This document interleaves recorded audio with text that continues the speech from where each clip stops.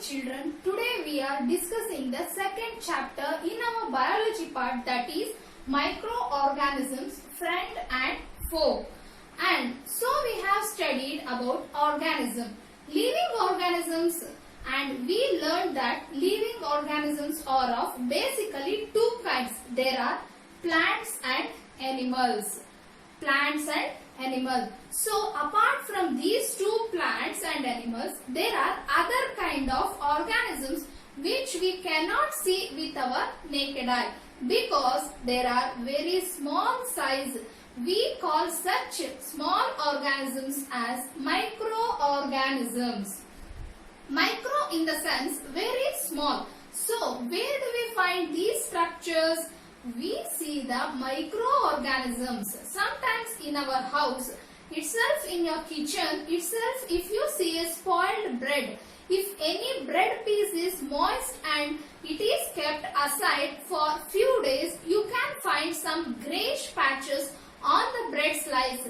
The greyish patch, it consists of so many small dot like structure, powder like structures, filament like structures. Of course, you may not be able to see that, the filament like structure with your naked eye. But you can take help of a magnifying glass. If you have a magnifying glass, you can see that the small structures that are grown on the bread slice. So, you will identify some organisms which are very small in size. So, we call such small microorganisms as microorganisms. And the lesson is about friend and foe. Friend and foe. Is these organisms helpful or harmful to us? Either ways, microorganisms are helpful to us in some way, and sometimes they may cause dangerous, dreadful diseases and many other problems. Even so, these things we are going to discuss in this chapter, microorganisms. Now, let us look at the different categories of microorganisms such as viruses, bacteria, fungi, protozoa. So, in this, certain microorganisms can be seen with the help of magnifying glass that needs a hand lens. You can use a hand lens to see which one you can see here. Fungi. Certain kind of fungi can be seen with the help of a magnifying glass or a hand lens or with a simple microscope. But certain microorganisms can be seen only with the help of compound microscope. You need compound microscope to see bacteria and protozoa. You cannot take help of hand lens just like fungi. But there are certain organisms which are still microscopic, which you cannot see with the help of a compound microscope. Those are the viruses.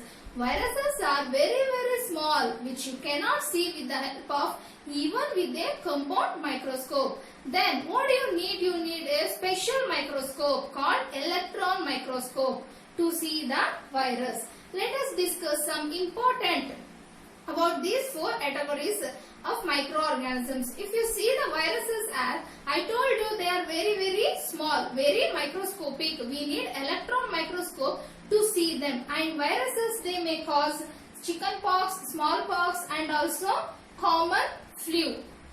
Viral fevers and all these kind of viral infections. Polio. Polio is caused by a virus. So many of the diseases caused by these viruses can be cured. Prevention is the only way to control the viral diseases like chickenpox and flu. Polio, these are all caused by viruses. So viruses, when they are outside in the environment, they are like a just particle. They cannot carry out any metabolism. They cannot carry out any activity. They are not considered as a living. But when the microorganisms enter into a cell, living cell, then they become active. And then they use the apparatus of the host cell and they produce large number and they cause diseases. So that is about 2. Now let us go to the bacteria. Even bacteria also cause diseases like tuberculosis and typhoid. These kind of diseases are caused by the bacteria tuberculosis tuberculosis and typhoid. And bacteria they spread through water or by air by different insects and they cause diseases. So bacteria are comparatively bigger compared to the viruses. And the next one is fungi. Fungi. Yeast is the unicellular fungus and the molds. Molds are found on the rotten food. We discussed that there were moist bread slices.